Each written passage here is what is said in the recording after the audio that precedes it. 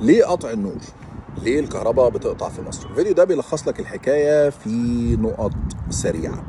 الحكومة عندنا أنفقت من 2014 ل 2018 34 مليار دولار على بناء محطات توليد كهرباء جديدة في البرولوس وفي كذا مكان تاني ومحطة سيمنز ومش عارف ايه. بعدين الطاقة بتاعتنا وصلت حوالي 59 ألف ميجا وات. الطاقة اللي هي الإنتاجية الكبيرة. الاستهلاك بتاعنا في الذروة بتاعته وصل حوالي 34 ألف ميجا وات. تقريبا احنا عندنا الاحتياطي بتاعنا بيكفي نص الاستهلاك بتاع المصريين. ده وفقا لتصريحات قالها الدكتور أيمن حمزة المتحدث باسم وزارة الكهرباء في فبراير اللي فات وفي مايو اللي فات. قال ان احنا الاحتياطي بتاعنا في إنتاج الكهرباء بيعدي نص الاستهلاك بتاع المصريين في الذروة، وبالتالي احنا ما عندناش مشكلة في أي حاجة خالص، وعندنا كهرباء تكفي الدنيا وعمرنا ما هنعمل تخفيف أحمال. بس المفاجأة ان مصطفى مدبولي طلع من يومين وقال احنا بنخفف احمال. ليه بقى؟ لانه النظام بعد حرب روسيا واوكرانيا قرر انه يصدر الغاز بتاعنا، محطات الغاز بتاعتنا يصدر الغاز ده لاوروبا، ويبقى هو الهاب اللي بيودي الغاز لاوروبا. ده اللي حصل فعلا. محطات الكهرباء بتاعتنا بتتغذى من الغاز. استهلاك محطات الكهرباء في مصر كان 48 مليون طن، انخفض من 2021 ل 2022 ل 45.6 مليون طن. ليه؟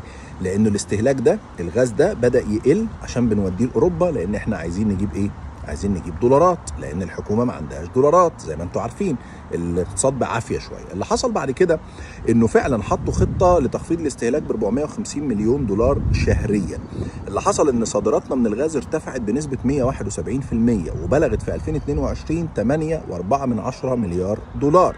طب ما دي حاجة حلوة قوي، يعني بيجيبوا دولارات اهو. ايوه، بدأت كميات الغاز اللي توصل لمحطات الكهرباء بتاعتنا تقل، فبدأت المحطات تتعب، ما توفرش كهرباء كفايه، فبدات الكهرباء تقطع. فبدات الحكومه اللي طلعت من شهرين قالت مش هنخفف احمال وما عندناش مشكله، لان هي ودت الغاز لاوروبا، تقول يا جماعه احنا لازم نخفف احمال لان احنا مش حمل الكلام ده.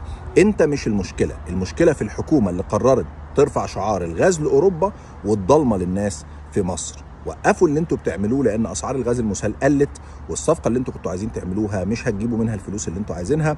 ورجعوا تاني الغاز يعمل سبلاي، يعمل امدادات غاز كفايه لمحطات الكهرباء عشان تبطلوا تخفيف احمال والكهرباء تبطل تقطع على الناس. الحكومه هي المسؤوله، مش انت المسؤول، ولا استهلاكك ولا الكلام الفارغ ده.